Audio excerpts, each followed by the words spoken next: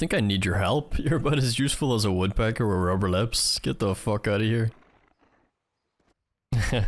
So, Destruction Lock in Mist of Pandaria. For your talents, I like to go Dark Regeneration as just like a, I'm about to die, give me some health. You can tie it in with your health stone because it increases your healing received, and then also obviously all your healers will be able to heal you up a lot quicker. The other two are kind of like really lackluster in my opinion. Second row, if you need the CC for a certain reason on a boss fight, you can take Shadow Fury. Otherwise, I just take Mortal Coil, which I just basically use as a on-demand heal, which you can also as well tie in with Dark Regen, because it'll buff this. Third row, as Destro Lock, you're always sagging your pet. I like to take Soul Link, which gives me a massive health bar, because obviously instead of the 20% reduced damage taken, you're just getting like another 20% health, plus you get the 3% like spell lifesteal. The other two you can take for like certain boss mechanics, like being able to soak on Elegon and whatnot, but most of the time I'm just sticking with Soul Link. Third row, I like to take Burn and Rush just for that movement, but again there's certain boss mechanics like Unbound Will you can use to free yourself on Spirit Kings if you get targeted by the arrows, but most of the time I'm just running Burn and Rush. And then obviously Destro Lock, you're always running Grimoire Sacrifice as the biggest DPS gain out of all of these, and you know, fuck pets, they're just annoying and they get in the way, so get rid of it. And last row, don't even look at this, just, you don't want it. If it's a fight where you're having to move a lot, then Kil'jaeden's Cutting is absolutely amazing. It just feels so good to be able to run around, spam and incinerate, and not being punished for it. But if it's a fight where you can like just stand still, then you're going to get more damage out of this for 2 Dark Soul charges.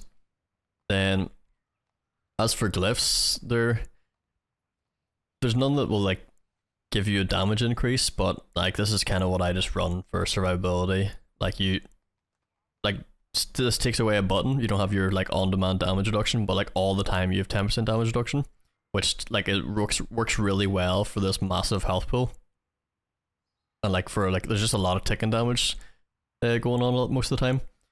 Soulstone is just kind of standard, you know, bring someone back to life with full health, so they don't just you don't just get that typical person who doesn't think and just automatically accepts a res and then just dies immediately because there's a mechanic going on, so just bring them back to full HP. And then this one is like, it's just so much healing, like 100% more health from Healthstone, but it's restored over 10 seconds, so like you pop Dark Regen, pop your Healthstone, and then you're just getting so much health back, and like you're literally, as a Warlock, you're just literally unkillable. You can soak mechanics, and you're just never gonna die, really.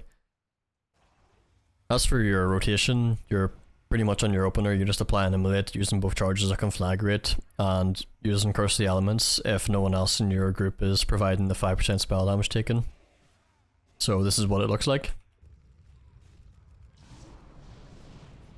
Once you've done that, you start incinerating for Trinket proc. Just to build up embers as well, because you want to have a few embers before you're like going into your Dark Soul window. So there you go, Trinkets proc, pop Dark Soul, anything else you have like Racials, use Trinkets, whatever. And just Chaos Bolt, or if you're at 20% health, then Shadowburn. The enemy's at 20% health, not like you. Then you're just building again, spamming Chaos Bolts until your buffs are gone. And now that you're outside of your burst window, you're just kind of building up your embers again, just incinerating, immolating, and Conflagrate on cooldown. And so once you get to about like 3.5 burning embers, you'll just send out a Chaos Bolt or Shadow Burn if you're in execute range, just so that you don't overcap. And then anytime you have like procs, or there's like a warrior's banner down for crit damage, you'll just send Chaos Bolts. And also once you're in execute range is when you'll send your Doomguard out, because then he'll do bonus damage at 20% health. And yeah, that's pretty much it. If there's ever like an ad that comes in, you can Havoc the boss or Havoc the ad and send big Chaos Bolt out to hit them both. Or something you can do, particularly that I do on the likes of the Spear Kings fight, is because on Heroic, when you get one to a certain threshold of health, the next one comes in. Once you do that, if you have embers built up, you can put Havoc on the new target that's full HP, and then just triple Shadow Burn the low HP target.